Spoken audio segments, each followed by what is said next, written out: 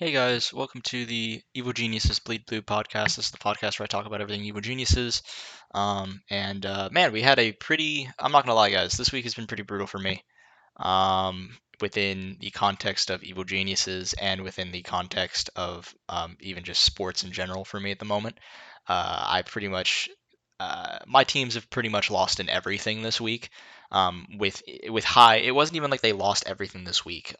It's like we had high expectations and everything. And so what I mean by that, to kind of clarify, is not just Evil Geniuses. With I'll get into my expectations for them at the beginning of the week, which clearly did not work out by the end of the week. For some of the bigger esports. But I'm also a Sixers fan. I'm a Philadelphia Sixers 76ers fan for basketball, NBA.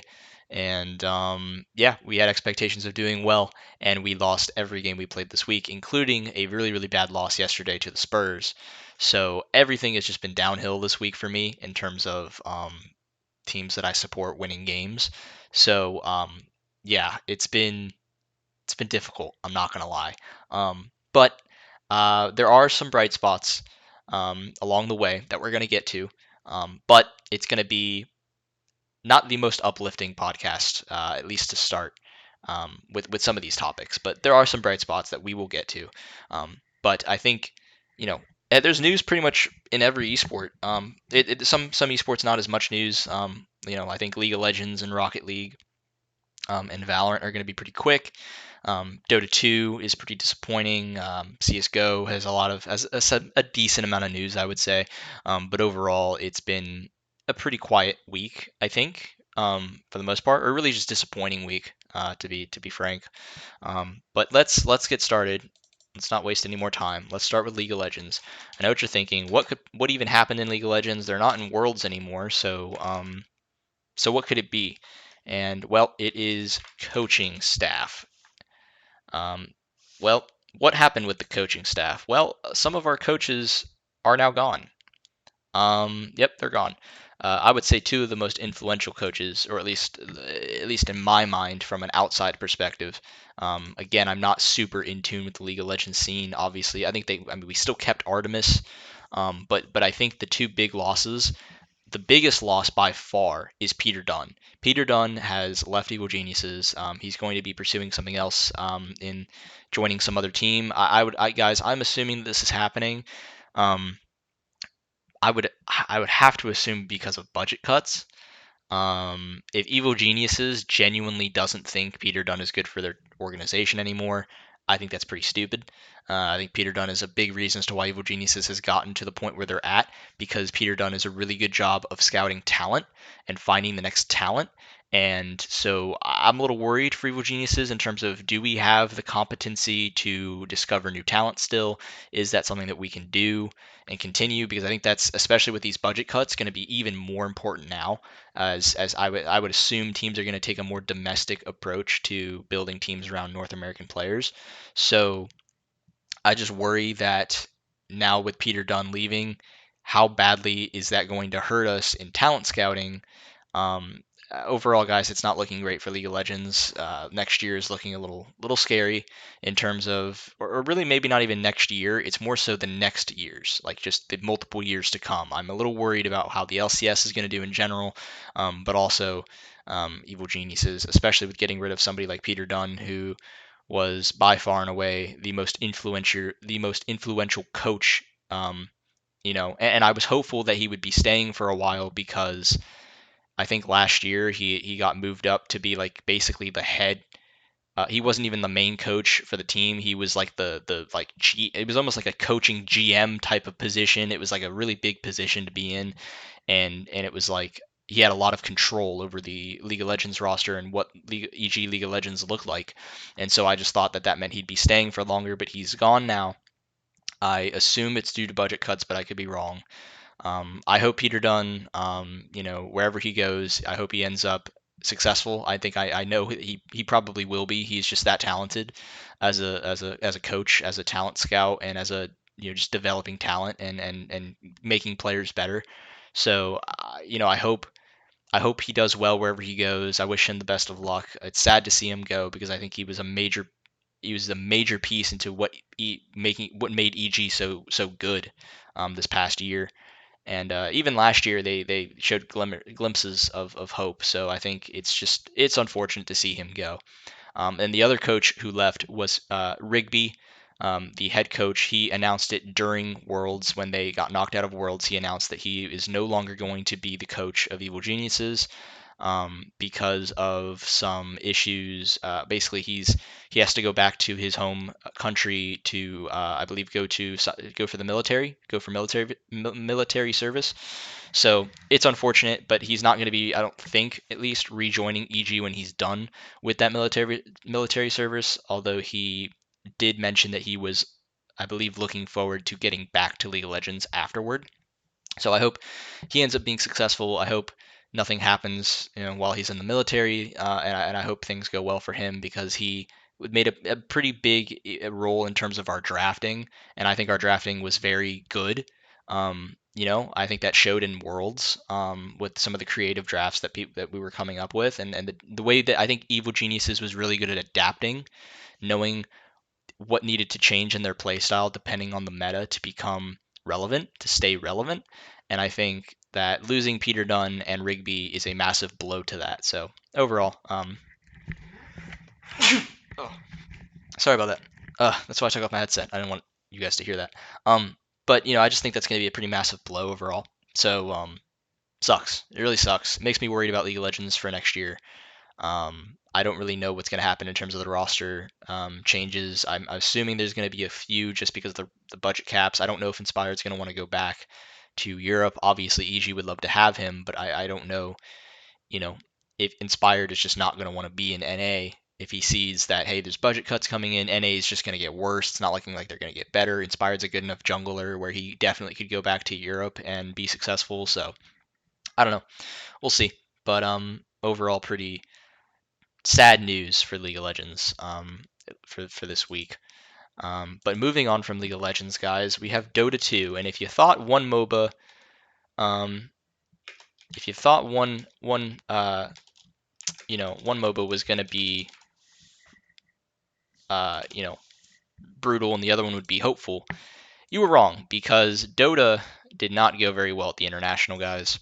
I know last week we were all hyped because the Dota 2 roster was easily the best team at groups.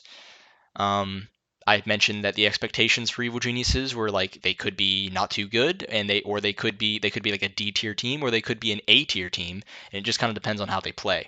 And I was really hoping there wouldn't be a drastic swing in their play style, or their ability to have success between the group stage and the playoffs. But guys, the variance was unreal. Um, they got to choose who they played against in the upper bracket of the playoffs for TI. They chose Thunder Awaken. They lost 2-0. They went to the lower bracket. They played Beast Coast, who is another North American roster, and they lost to Beast Coast. So that makes it even worse.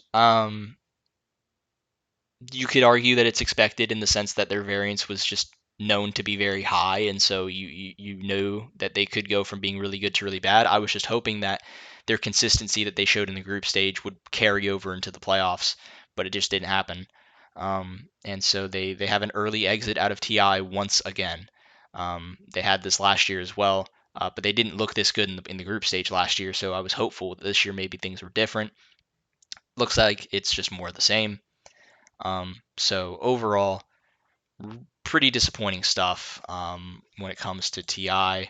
I'm just looking here, seeing if there's anything else. I mean, guys, you can't even say they lost to teams that were like super incredible.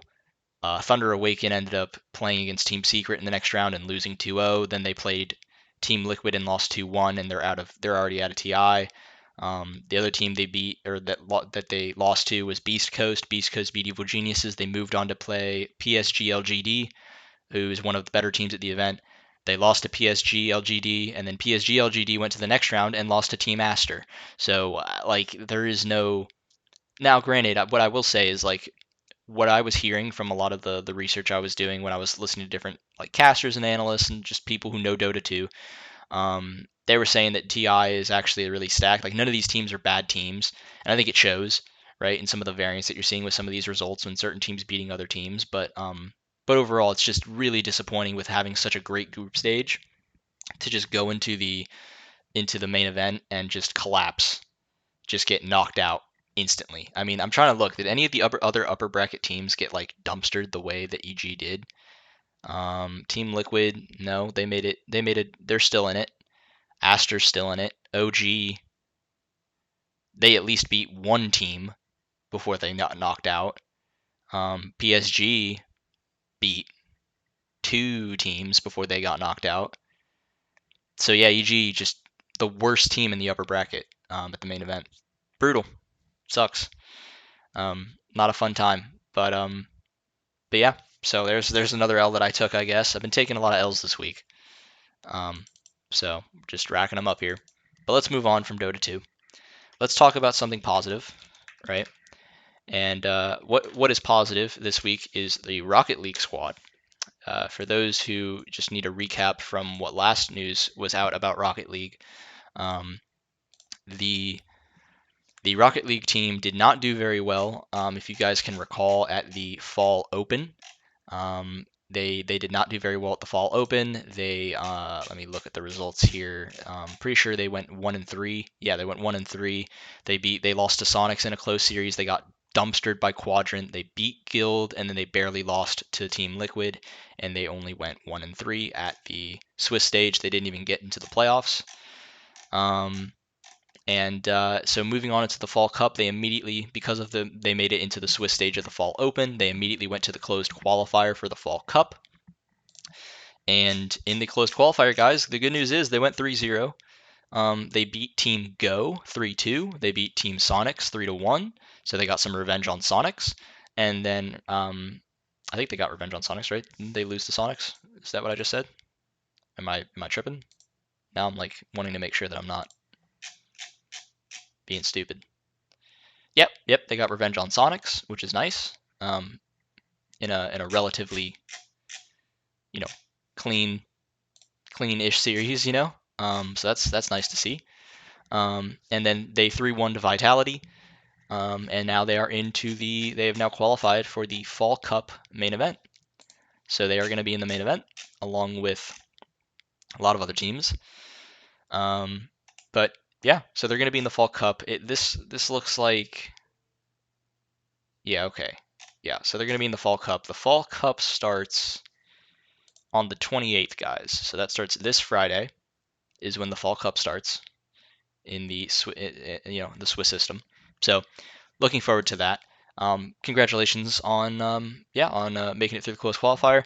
I was hoping that they would. I think they're a good enough team where they definitely should have. That's meeting the expectation. Obviously, the hope is the expectation is to do well at the Fall Cup since the Fall Open just kind of fell away from them a bit. But yeah, overall, some of the week was so bad in terms of taking so many L's that getting any W's was nice for me. So overall, pretty happy about the Rocket League team and their success. So moving on to Valorant. I know what you're thinking. Valorant. There's really not too much going on in Valorant. Last time we talked about Valorant, I was complaining because they weren't making roster moves, and it was concerning to me. And I thought that the three players they should have kept the three players you can make an argument for keeping on the Evil Geniuses Valorant roster are Boostio, Jogamo, and Calm. I think those are the three players you can make an argument for to keep. I think Calm is the only one out of those three that you could make an argument for trying to replace. But even then, I think Calm is pretty good. It's just that, if you want like a super stacked roster like all these other teams are building, Calm is if you could only take two players from Evil Genius's current roster, you're taking Boostio and you're taking Jogamo. You're leaving Calm out. But I definitely still think Calm is not a bad player to keep at all. And so I said basically keep those three players and get two new players, and it looks like that's what EG is doing. Maybe. I will say I don't know about if they're going to get another player. I guess let me just say, Evil Geniuses are in talks with signing Ethan, from NRG. For those who don't understand Ethan's history and association with Evil Geniuses in the past, Ethan was actually, it's kind of funny because Evil Geniuses bought out the NRG CS:GO roster when they were at their peak, and they ended up playing in their first event in ESL One New York 2019, and they won the whole event. They beat Astralis in the final. It was back in the period of time where Team Liquid, Evil Geniuses, and Astralis were the top three teams in the world in Counter-Strike. And they were all kind of vying for that number one spot. It was like a game of rock, paper, scissors, where Team Liquid would beat Evil Geniuses every time, and the Evil Geniuses would beat Astralis every time, but Astralis would beat Team Liquid every time, and so it was cool, like rock, paper, scissors between the three teams, and then 2020 happened and ruined it all. But at the end of 2019, that was kind of what it was. And then Ethan obviously eventually left Evil Geniuses CS:GO to go to Valorant, where at the end of this year he was on NRG, and he was playing with NRG's Valorant team after leaving 100 Thieves, and now it looks like Ethan might be re-signing with Evil Geniuses, which is just a very interesting dynamic. The weird history that he's had between NRG and Evil Geniuses. But it's not confirmed. It just says they're in talks. George Geddes did kind of report that they were in talks. So it hasn't been 100% confirmed that he's joining the team, but I would like to hope that it's going to happen.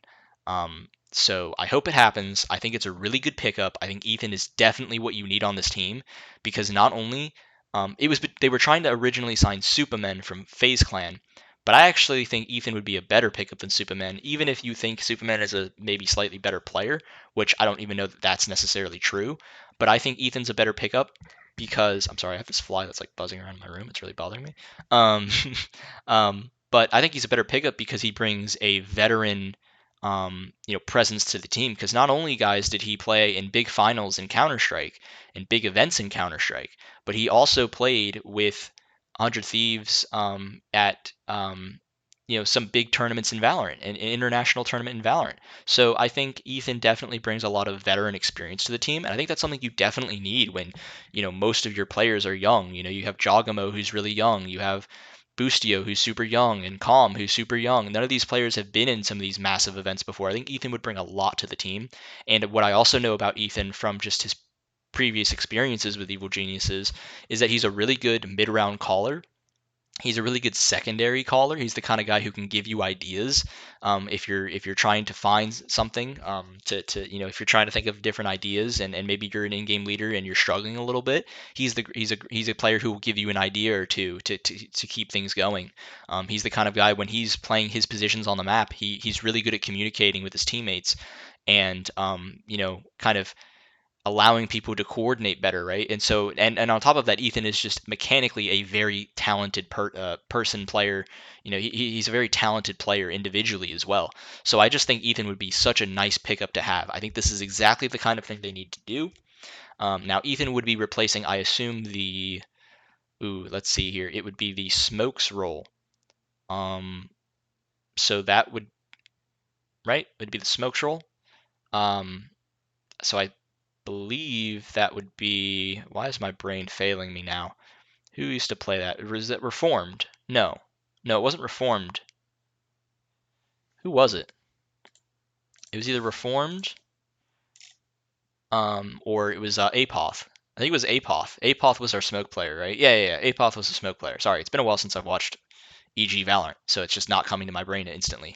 But yeah, it would be Apoth that we would be replacing with Ethan. And so that leaves Reformed left.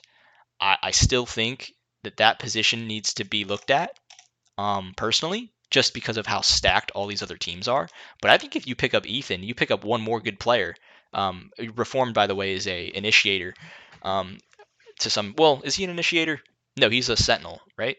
Plays like Killjoy, or like, I mean, I don't know. I've seen Reformed play. I've seen Reformed play KO before, so I don't know, but Reformed is still a position that needs to get looked at.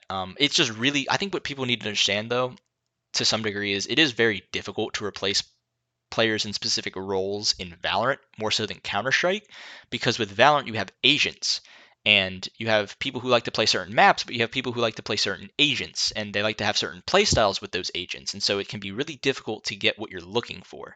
So it's definitely going to be a difficult job for Potter and Lynn to come up with what should be in this team. But I think Ethan is a very good pickup and is a very good start.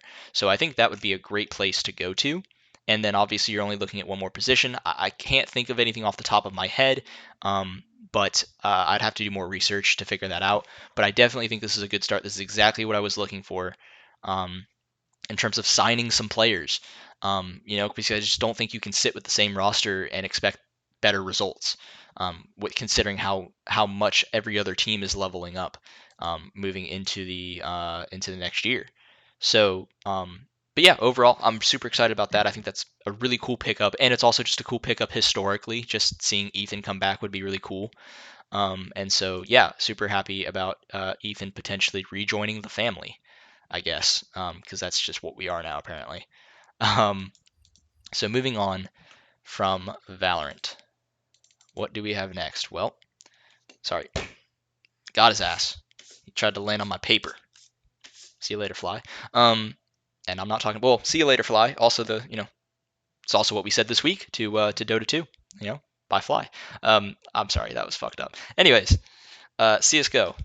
Okay, by the way, I did not realize this. Did you guys know that the female team has been renamed to CS:GO Gold? I didn't know this, but I went to go look up their team and I saw EG Gold and I was like, what? But yeah, all right. I guess I shouldn't title this CS:GO Gold. I should title this CS:GO EG Gold. Um, yeah. So that's it's we have EG White, we have EG Black, we have EG Gold, and we have EG nothing because they're just the main roster and they don't get a cool name. Um, but yeah. So anyways, you'd like to think the main roster would be called Gold because they would be your best roster, but whatever. Anyways, besides the point. CS:GO EG Gold. EG Gold. Now, what did EG Gold do? EG Gold played a best of 3 against Valkyries to qualify for Stockholm, which is what is going to happen in Stockholm. It's going to be the ESL Impact League Season 2 Finals, which is going to happen on November 25th.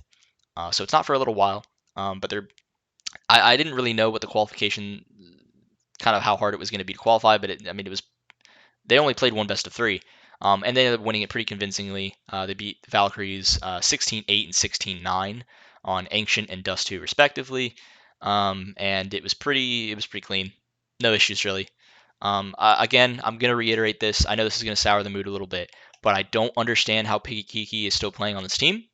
I I don't know if I should be blaming Evil Geniuses or really I should mostly be blaming ESL because this is something that ESL needs to look at in the sense that if this is something where her bans on her accounts are something that it should be preventing her from playing in ESL Impact, um, I don't.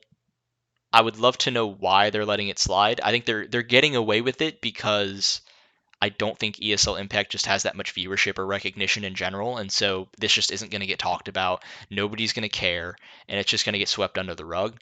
If this was obviously on something that was happening on the main EG roster, this would obviously cause a massive uproar. The player would get kicked, you'd get a new player, but because ESL Impact just isn't big enough from a viewership or nobody really cares, I guess. It sucks to say that, but it's true. They just don't care. Um, I think it's getting swept under the rug, and I think that's why she's still being allowed to play. I don't think that's obviously right. Um, it works to EG's benefit, I guess. Well, not I guess. It definitely does. It works to Piggy Kiki's benefit, that's for sure.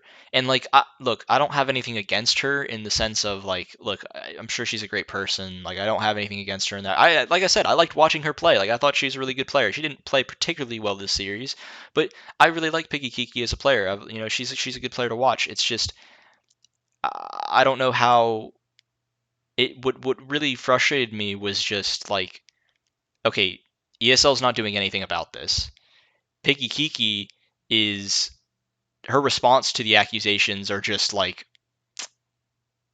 uh, what was it? What did she say? I have it in my notes somewhere. What did she say?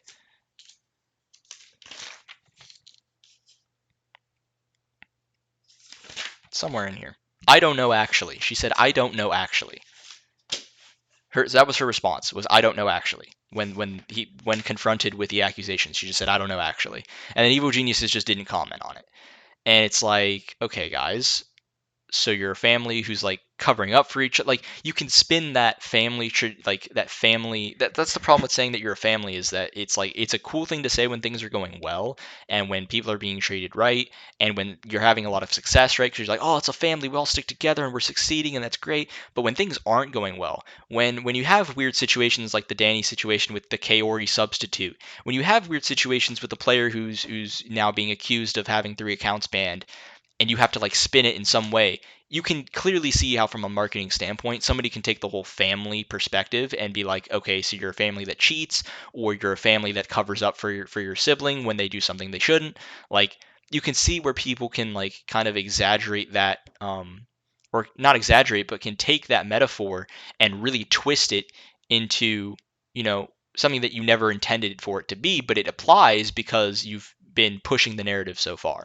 So that's really my problem with it. My problem is that it's something that if this was happening on a on the main EG roster, this would be something that would have been blown up. The player would have been removed, and you would have gotten a new player. So that's my only point about the whole Picky Kiki thing, and I think it's kind of messed up that ESL is just like letting it slide, and equally messed up that EG is kind of just like, well, if they're not going to talk about it, then we're not going to talk about it, and they're just kind of pushing it under the rug. So from that respect, it's like, what's the point of the rules if we're not going to obey them? But with all that being said, yes, I'm excited that the team is going to Stockholm. I think it's a great opportunity for them. I think it's going to be cool to watch. I've never actually watched ESL Impact like a LAN event before. I don't even know if they've had a LAN event in a while. I hope there's fans. I don't know how many will show up, but I hope some, a decent amount do. They're having it in Stockholm, so maybe that'll help, I guess. Um, I don't really know how that works. But hopefully they perform well. It's in the end of November, so by that point, a lot of the esports news will have died down a bit, and I think more people will probably be watching, depending on if that's around the same time period as Blast. I don't know, but I hope it isn't because I hope the viewership does well. So we'll see. But yeah, all right, that's that for EG Gold. We have EG Black, because there's no news on EG White, because there never is any news on EG White, because EG White doesn't get to play in any events because of conflict of interest problems, and because they are not in a registered league, because there is no league to be registered in. I'm harping on that once more, but I digress. Let us move on to EG Black. EG Black had the ECL, the ESL Challenger League playoffs for season 42. It was I mentioned this a couple weeks ago. I said it was going to be tough. They were playing Vendetta in their first best of 3, which Vendetta was the second best team in the other group, and they looked very good. And so it was I wouldn't have been shocked to see them lose in the first game and then go to the lower bracket and maybe get 1 or 2 games and then get knocked out. And they did, I guess, on par. They overperformed in the upper bracket and kind of underperformed in the lower bracket to some degree. So let me break that down a little bit for you. I mean, I don't know. I guess overall expectations, they did okay. They did a little bit better than expected to some degree. It's important to keep in mind these teams in the playoffs were really, really good. And so just kind of looking through the bracket here, EG played Vendetta. They beat them in a best of 3, 16-13 the first map on Overpass, 16-8 on Mirage.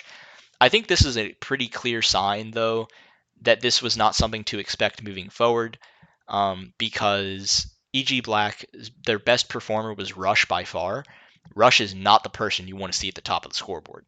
So I think although it was a nice 2-0 to get, I don't know that that was an encouraging sign moving forward into the tournament as you face tougher opponents. If Rush is going to be your standout player, and Stanislaus the next on the list, like, you want to see Wiz, Chop, and Walco at the top of that list, right? Those are the 3 players you want to see at the top, not Rush and Stanislaw. So overall, really good match they had, right? Obviously you're not, I'm not upset with the 2-0 against Vendetta. They're a really good team, so that's nice to see. But it was still there was a little bit of a sign there saying like, hey guys, don't just take this and run with it on a narrative. They played MIBR in their next match. They got 2-0'd by MIBR. They had a close Inferno, 19-16, and then they lost on Vertigo 16-6. I don't really know that EG Black is a team that really likes to play Vertigo all that much, so probably expected. But Inferno was a close game. Wiz was their best performer, I believe. Let me just look here. Oh, actually, Chop. He didn't get as high of a rating as Wiz, but he got more kills. But Wiz and Chop were the best performers, which is what you expect. This was the pretty standard game where you get the performers. I think Wiz and Chop were the best are the best two players on EG Black, and then you kind of have a weird mix between Rush, Walco, and Stanislaw, where they kind of just file the rest of the list. And so yeah, just overall pretty brutal series. Nothing really too great to talk about at least in terms of the Vertigo game. It did not go well on Vertigo. Inferno was good, but they just couldn't close it. And then they went to the lower bracket. They played Team 1, which is a team that they are, in theory, worse than, but you would like to hope that there's a chance. And unfortunately, they barely lost this series 16-14, 16-14 on an Inferno and Mirage. Pretty brutal. Definitely could have gone the other way. But they could not get over the hump once again. Walco had a strong performance, 48 and 34, very uncharacteristic of him, but he did. And then Wiz, 46 and 39, pretty good series. Chop was considerably more behind than him, 34 and 33, and then whatever. But I don't know, like brutal, but like you know I think Team One does have more talent. That's the thing. That's the problem with EG Black right now is I just don't think they have the talent to compete with some of these teams. That's I think where they're struggling. And I hate to say it, but I think Walco needs to go. I think Walco needs to be replaced by somebody else. I think you need one more star rifler or upcoming exciting rifler to join the team. And maybe then you've got some good firepower between Wiz, Chop, and whoever that other rifler ends up being, and then you have Stanislaw and Rush. I think that's what you want to see moving forward. I think you got to remove Walco, unfortunately, from this roster. But overall, I think it was a good fight. They tried, but they ended up getting roughly to where you expect because, I mean, you look at these teams, ATK, Team 1, MIBR, Nouns, these are all teams that are really good and are better than EG Black. So overall, it sucks, but it's a tough playoff bracket. It's a tough playoff bracket. So overall, I think they definitely shouldn't be leaving the event feeling too depressed. I think they played pretty well overall. Didn't have too many games where they got blowed out of the water. A lot of games were close. So that's something to be proud of. Yeah. Oh, and also they have October 25th, which is in like 2 days. I don't know. It says here ESL Challenger Season 43 begins. I don't know how accurate that is. That seems really, really close to the end of Season 42. But if that is the case, like, that just doesn't make any sense to me. Because, like, how are you going to let any of these teams get better? But whatever. Yeah, we'll see. I don't know if that's legit or not, but that's what it says on HLTV, so who knows. Yeah. All right, let's move on to the last topic of the day. This one definitely the most not the most disappointing. I think Dota 2 is probably the most disappointing. But I think this isn't exactly. It's not a fun result. I tell you that much. It's not a fun result, and that is the Evil Geniuses main CS:GO roster. For those who don't know, Evil Geniuses it was going into the Blast Showdown, and I personally was very excited because the bracket didn't look too tough. I thought, especially when Complexity lost, I was thinking this should be Evil Geniuses just getting through to the grand final, winning the grand final, and moving on into. I mean, I didn't think it was a lock, but I thought it was very likely. And a lot of people weren't having EG put, as a very. They didn't think EG was going to make it to the final. They didn't think EG was going to win the thing, and I thought they're making a mistake. EG's going to do it. And that is not what happened. They played Fluxo in a best of three, the first best of three. Mind you, this is an online best of three format, and there's no lower bracket, which I think is a little bit messed up, but whatever. Like, there's not that many teams in this bracket, so I just don't understand why there's not a lower bracket as well. But there isn't. Whatever. And yeah, they played Fluxo in their first matchup. It was a matchup they should have won. They should have actually won this series 2-0, but they didn't. And so there's some bad things here, but there's also some positive signs and things that you can be hopeful about moving forward because of this series, I think. And so I think the first thing I want to say is Lucauzi on Fluxo. Let me talk about this Fluxo team for a second, just to kind of give some context on how good this team is, because I didn't realize how good they were until you start looking at their roster. Um, and I didn't know anything about this Lucauzi guy until some of the until Maui Snake was talking about him, and kind of hyping him up as I mean, I think he got signed by this Fluxo team for like 300k, 300k, 350k. Like, dude, Fluxo is just some like tier two like South American team. Like, why are you signing anybody for 300k? But he was getting signed for 300k, so he's a big pickup, and you definitely saw why in the series. He dominated on Dust 2. I mean, it was unreal how dominant he was on Dust 2. He won them the game. If it wasn't for like quite literally won them the game by himself. If it wasn't for Lucauzi, EG 2-0s and nobody cares about the series. And EG doesn't lose the series. But Lucauzi popped off. He was the best player on the server. He barely edged out Cirque. He which I'll talk about in a second. But yeah, Lucauzi, really good player. Phelps, I love Phelps. I've loved Phelps for a very long time in terms of his his ability to perform. I always thought he was a wasted talent. I was like I said, I was a big SK fan, Luminosity fan back when they were on the rise in 2015, 2014, or not 2014, end of 2014, beginning of 2015, I think, or no, I think it was the end of 2015.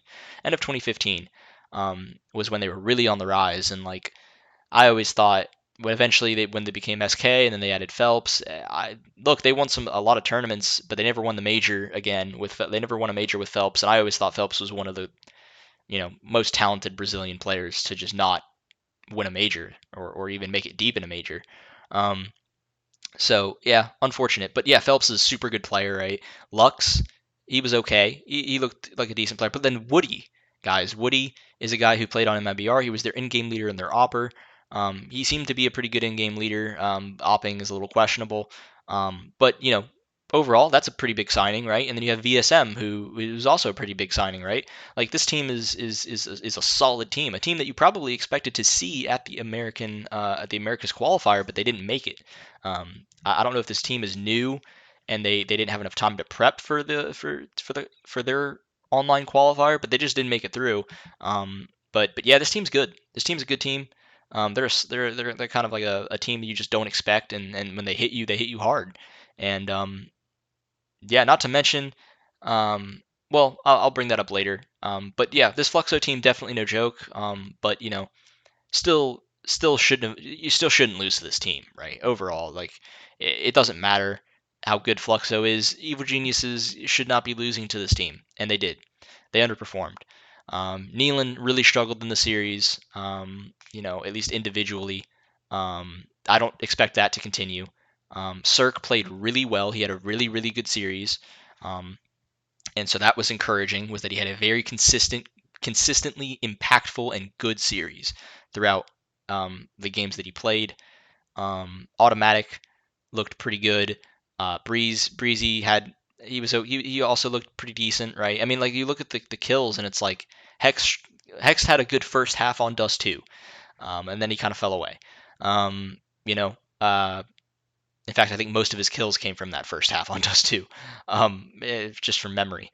But like Breezy, Cirque, and Automatic all had over 60 kills, had 60 or more kills in the whole series. The only player to do that on Fluxo was Lucauzi with 69. So, I mean, those three players did what they needed to do. I don't know. Honestly, I'm not even blaming other players. Like what really happened was the chemistry just kind of. I don't know if it was chemistry, communication. I don't know what the problem was, but there were so many rounds that Evil Geniuses should have won. That you look at the round, you look at the bodies, and you just go, there is no way Evil Geniuses should lose this game, or should lose this round, I should say. They have a 5-on-3 advantage, and they got 2 kills through smoke on nuke on their CT side. They should win. They lose. They have a round where they have an eco on Dust 2 on T side. They don't lose a single player somehow. They take A of all sites on an eco, and then they're in a 5v3 or a 5v2, 5v3, something like that.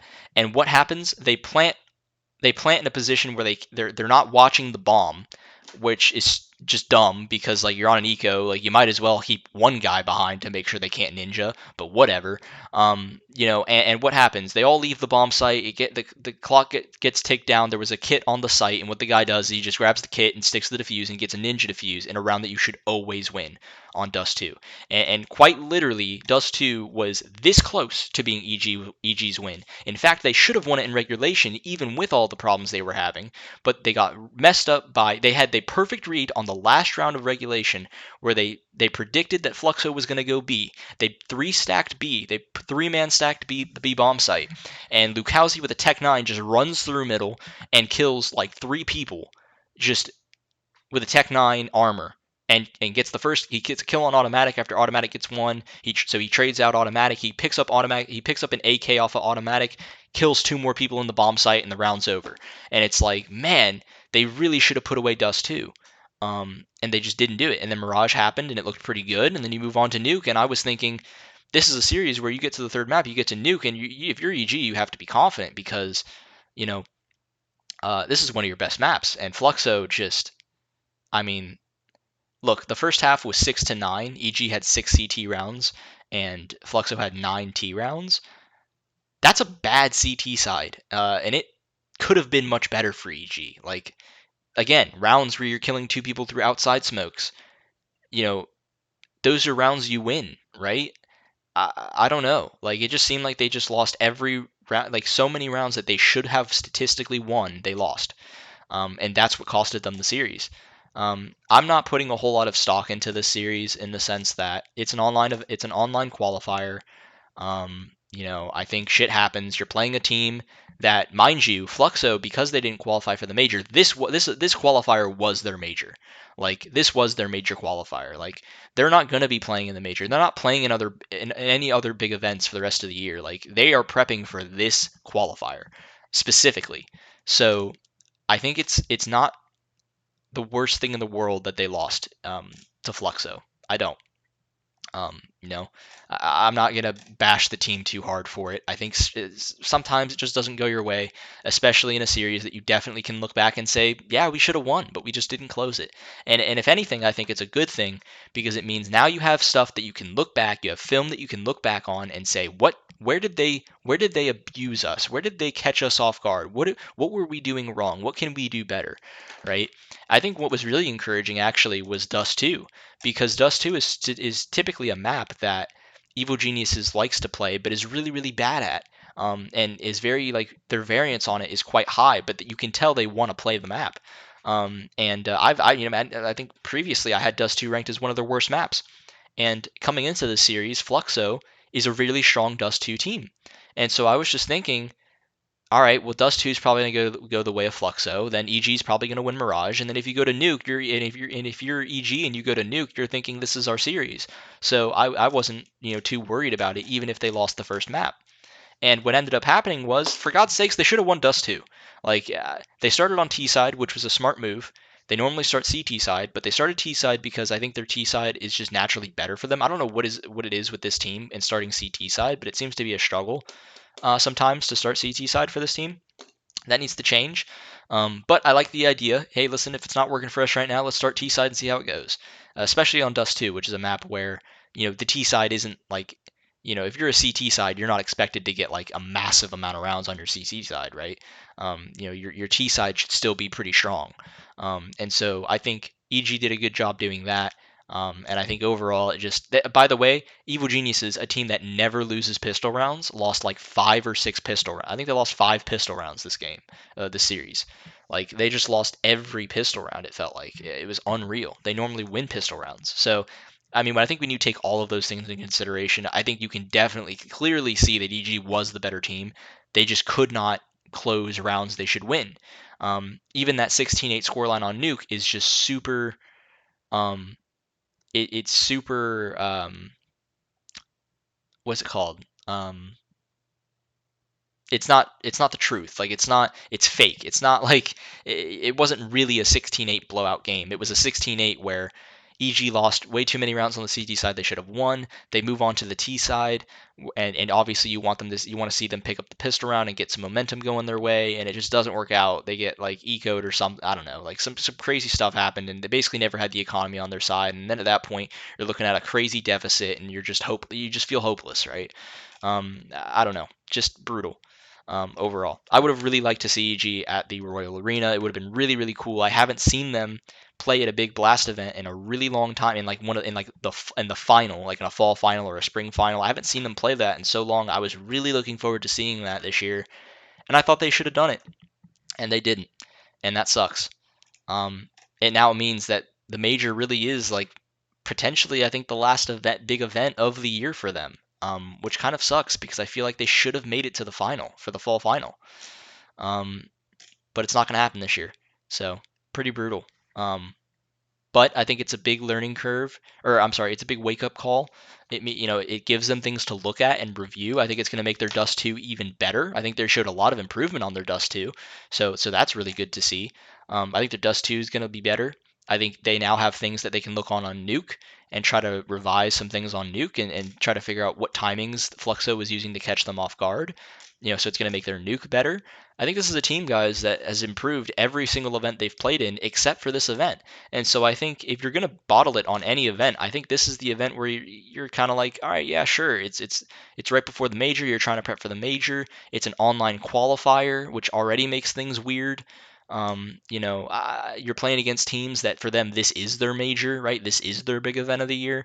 Mind you, Fluxo later went on to go play 0-0 Nation, and they 2-0'd 0-0 Nation, and it was convincing, 16-11, 16-10. So, and then Fluxo is now playing in the final against MIBR, and it's tied up 1-1 with Flux, and they're actually also tied in round count 10-10. So, look, Fluxo very well could just qualify through this whole thing in a ridiculous. I mean, who would have thought of that? But that's what you get sometimes with single elimination, best of 3 online format. And it just seems like, honestly, in this Blast Showdown format, it was quite clear that even in the European qualifier, that the favorites were just losing. And I think some of it has to do with the major coming up. I think some of it has to do with the format. I think some of it has to do with just the teams not being prepared enough. I don't think it's surprising that when you look across the board at the Showdown, a lot of the favorites are teams that are going to the major. They didn't perform very well, and the teams that did perform well are teams that aren't going to the major. I think that plays a role, and so overall, it sucks, but I do think this is heartbreaking, but it's a blessing in disguise, hopefully, and that this gives them more to look at, and they can improve from it and get better before the major. So, buy the stock while it's low. I did, and I'm looking like I mean, so far I'm making a killing. Hopefully I make more at the major. Not as if I'm betting on anything. I'm not betting on anything right now, but anyways, overall, I think it sucks, but we're looking forward. We're looking to the major, guys. The major is in a little bit over a week's time. Actually, it's about to be a week. Well, by the time this video comes out, it will be a week. So crazy. It came up so quick. I'm trying to look at this pick ban to see if there's anything strange from the pick ban. I mean, Fluxo immediately removed Overpass, which was smart. I'm assuming that must also be their permaban to some degree, maybe. I don't know. Let me see. Let me look at Fluxo. Let me see if they, because that's one thing where if Overpass is your insta ban, that's already an advantage you have over Evil Geniuses. Can I see their stats? Overpass, actually, they have a 1916 win over Oplano on Overpass, but they've only played it once, and they won. So it's their best win rate map. It has a 100% win rate, but it's because they only played one game and it was a close game against Oplano. So I don't know how you really rate that, but they banned it. Which was smart of them. And then EG removed Vertigo, of course. Fluxo picked Dust 2, as EG probably expected.